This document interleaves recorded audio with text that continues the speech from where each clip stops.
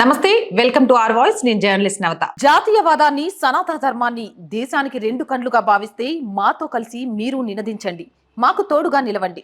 కింద కనిపిస్తున్న account details కి, ఫోన్ పేకి, గూగుల్ పేకి ఆర్థికంగా చేయూతనందిస్తూ మాకు అండగా నిలవండి. ఆర్థికంగా మీ చేయూత మాకెంతో అవసరం. బంగ్లాదేశ్లోని మైనారిటీల భద్రత కోసం అవసరమైన చర్యలు తీసుకోవాలని విశ్వ హిందూ పరిషత్ విహెచ్పి భారత ప్రభుత్వాన్ని కోరింది. మన పొరుగు దేశం బంగ్లాదేశ్ విచిత్రమైన అనిశ్చితి, హింస, అరాచకంలో చిక్కుకుందని విహెచ్పి అంతర్జాతీయ అధ్యక్షుడు అలోక్ కుమార్ ఆందోళన వ్యక్తం చేశారు.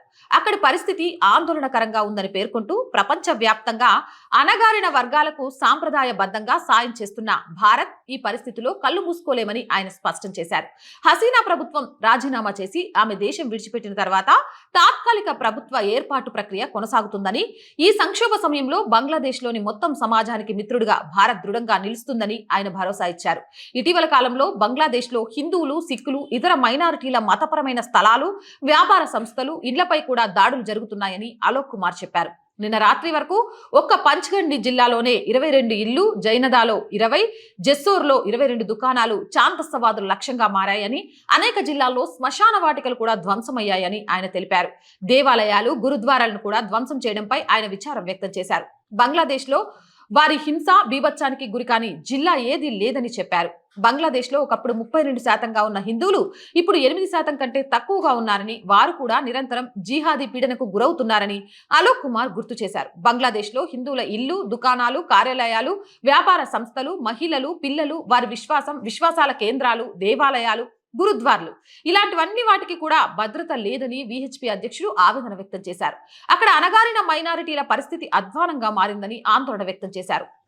ఇక అటువంటి పరిస్థితుల్లో బంగ్లాదేశ్లో మైనారిటీల భద్రత, మానవ హక్కుల పరిరక్షణ కోసం సమర్థవంతమైన చర్యలు తీసుకోవడం ప్రపంచ సమాజం బాధ్యత అని చెప్పారు. ఈ పరిస్థితిని సద్వినియోగం చేసుకుని 4096 కిలోమీటర్ల పొడవు, 2545 మైళ్లుగా గల ఇండో బంగ్లాదేశ్ సరిహద్దు గుండా భారతీయ భూభాగంలోకి చొరబాటుకు పెద్ద ప్రయత్నం చేసే అవకాశం ఉందని ఆయన హెచ్చరించారు.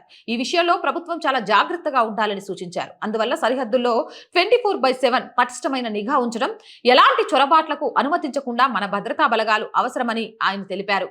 బంగ్లాదేశ్ లో వీలైనంత త్వరగా ప్రజాస్వామ్యం, లౌకిక ప్రభుత్వం పునరుద్ధరణ జరగాలని అలోక్ కుమార్ ఆకాంక్షించారు.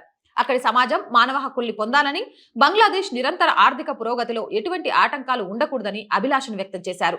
ఈ విషయంలో భారత్ సమాజం, ప్రభుత్వం బంగ్లాదేశ్ కు మద్దతునిస్తూనే ఉంటాయని ఆయన తెలిపారు. ఏదేమైనా కానీ బంగ్లాదేశ్ లో ఉన్న మైనారిటీల విషయంలో భారత ప్రభుత్వం శ్రద్ధ పెట్టడంతో పాటు అక్రమంగా చొరబడే వాళ్ళ విషయంలో కఠినంగా వ్యవహరించకుంటే మాత్రం పెను ప్రమాదం వస్తుంది అనే విషయాన్ని చాలా గట్టిగా చెప్పారు విహెచ్పి అధ్యక్షుడు. మీరేమంటారు? కామెంట్ సెక్షన్ లో పెట్టేయండి. మోర్ వీడియోస్ కోసం మన ఛానల్ వెంటనే సబ్స్క్రైబ్ చేయండి. నచ్చిందా? లైక్ చేయండి, షేర్ చేయండి, సపోర్ట్ చేయండి. జై భారత్.